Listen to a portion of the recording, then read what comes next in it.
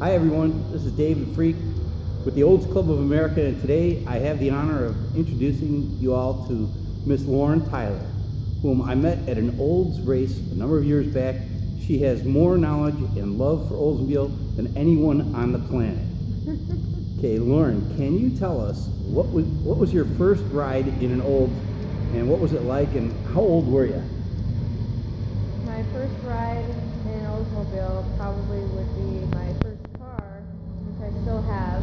It's a 92 Cutlass Supreme convertible, which isn't even like a real Olds. It's corporate Olds, but if it wasn't for that car, I don't think I ever would have got into Oldsmobile because it was my first car.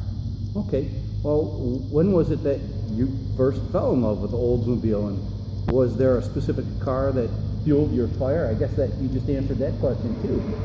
Yeah, I pretty would much. say that. Okay, when was it that, now I believe your first car was that Olds convertible, and do you want to tell us a little bit about that car? How old were you when you got it? Well, my dad had bought that originally for my older brother, so it was his car. When I turned 16, I got my license in that car. Then it kind of slowly became my car, and I would take care of it, and I hated How my many brother. miles did it have on it back then? It had 84,000, and now it has 208,000 miles on it, and it leaks everything but air, but it still stops, shifts, runs, and drives, so. Oh, that's cool. Well, I also know that you have a hot little street thumper 65, isn't it? That it's haunted you on the racetrack here here and there. But I want to hear the story about this car from the very beginning. Well, I've always wanted a real Oldsmobile, you could say, and 65 is one of my favorite years because it was the first year of the 425. And that's my favorite motor, and I got a 65 Cutlass in Ohio, and it was 7 hours one way, so that was a 14-hour road trip, so I was up the whole time getting this car. It was a rusty, car, so at that point I had to buy it, so that was my car.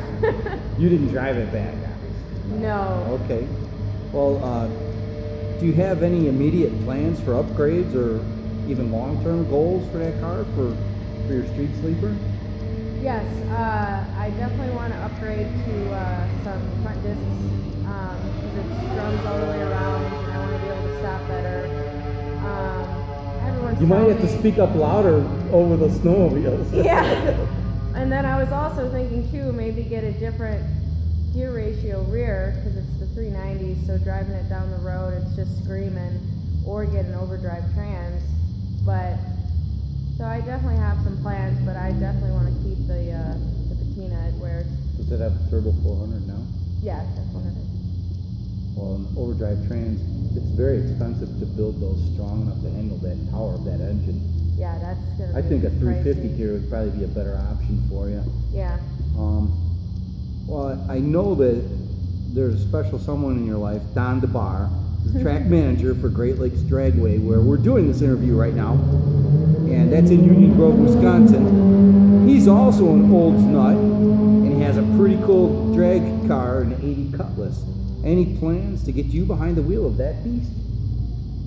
Yeah, he has mentioned it before because that one is more built for the track. It has a roll cage. It's just a lot safer. It's got actual seat belts versus a lap belt. So it's A harness. So it's definitely in consideration, that's for sure. Well, I understand that you work for a hot rod restoration shop called Studio Hot Rods in Spring Grove, Illinois. Do you want to tell us a little bit about that place and what you do for them? Yeah, well, I'm like the head of parts there, so they give me an invoice, a list of parts, so I kind of shop for other people's cars. Right now, I'm figuring out how many hours are put in these cars. There's currently only 2 Oldsmobiles there. One of them they own, and the other one is somebody that works there. It's a 72 98. I haven't seen it yet. So you kind of try to help them figure out what hours it's going to take to do these builds and what the parts is going to cost, and you kind of Well, I'm figuring out how many hours they're putting in the cars okay. so they know for estimates. That's what I'm doing right now. We're still trying to figure out a system because the place is a year to, this month it'll be a year. Year old. Yeah, so. A bunch of nice guys. If you could afford any car, what would be your dream Oldsmobile? My dream Oldsmobile probably changes every day. But I know there are a few I want to have in my life, and that's definitely a 66 Toro. And I'm talking like stock cars. I want a 64 Starfire, and I want a 1949 Olds with the 303. 49, huh? Because that's like so historical. The first V8. That's cool. Well, are you thirsty? We're on page 2. Yeah. Okay. Cheers. Okay. You're doing good. Thanks. Now, I'm sure you're well aware it's a lot easier and cheaper to make big horsepower with, say, a Chevy Power. How do you really feel about somebody that would step over to the dark side and abandon old power? I can think of a few names, but I'm not gonna say. Yeah, it doesn't bother me because I know that'll never happen. There's always gonna be somebody faster than you, and I'm just so loyal. I don't care if these things only could run 14s. I just love So you know Oldsmobile. your car is never going to have a Chevy in it. Is that what you're saying? There's no fucking way it'll have a Chevy in it. I don't think we can say that. Oh, sorry. That's all right. Okay. I've never met anyone that was so dedicated, hardcore, Olds enthusiast, through and through, such as yourself. Can you think back and give us any insight as to what was the one thing that really made you become so obsessed with Olds power? The 425. Yeah. Was it your own 425 that? No, when I first kind of got into Oldsmobile, I just researched about them, and I, read about the 425, and Well, I know just fell in your love favorite with it. Olds power plant is a 425. You said that before. Can you tell us what makes that particular engine so special for you? Is it the high revving, short stroke, steel crank, high compression? I What think is it's it? better than the 455. Well, some people say there's no replacement for displacement. That is true, but at the same time, there's always going to be, a faster car. Yeah. So, and everybody's got 455s. Yeah, not everybody has a 425. No, I think they rev out a little faster. they do. Yeah, and I think the bottom end is definitely stronger. They are. What is the lifter angle on your particular engine? Didn't they switch that with the 425s from like 66 or 67? Yeah, well, I have a block right now that's a 45, which people don't like, but you could just get like a bullet cam. But Oh yeah, it's a custom grind. But yours But is a I- 39 that's in your car right now? Yes, yeah, I have a 39 that's in the car. Okay. Is there anything else that you want to tell the people at Oldsmobile Club of America about what it's like going down the drag strip with your car? Just hoping that it doesn't break. That's pretty much it. Yeah, it's plagued you a little bit in the past, but that car is really fast. I can tell you honestly from driving with you on the street that it throws you back in the seat so hard, and I didn't expect it when you see the patina on the car. Yeah, it doesn't look like much, and I've definitely got a lot more wheel time behind it this year than ever, so I feel more comfortable with it, but it's not that much power to what it can be built to be, but to me that's fast. But it's probably somewhere between 450 and 500 horsepower, right? It's probably like 430, 450 type max.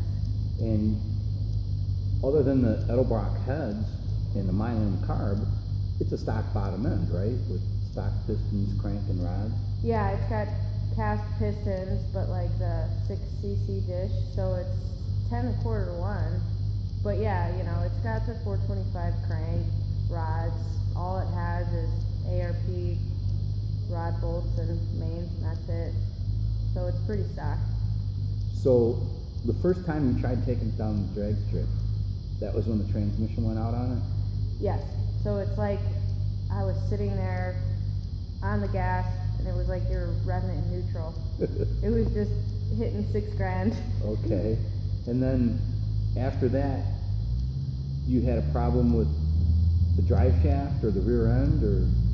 Yeah. Oh, wait a minute. You had a problem with your coil or an ignition problem too. Well, at that one was time. the first time. Yeah. Yeah, it was ignition. Well, no, that's what we thought it was, but it was still doing the same thing, which was the trans, because it sounded ignition. Yeah. So this car has kind of plagued you a little bit, but you did resurrect it pretty much. Yeah, I did. You know, I got a better drive shaft. You know, got better parts, but now I'm worried that it's going to be an axle. Or rear end or something. What's Exactly. next, right? Yeah. So, well, I'm sure you'll get it all figured out. It's a lot of fun, isn't it? Oh, yeah. Well, I want to thank you so much, Lauren, for taking the time out of your busy day to give us this interview. And, well, what it takes to be a real Olds lady, you are pretty much the epitome. So, Thanks, Dave. is there anything else you want to share with us with the Oldsmobile Club of America? I don't know what else to say. Oh, cheers. Thank you. Cheers.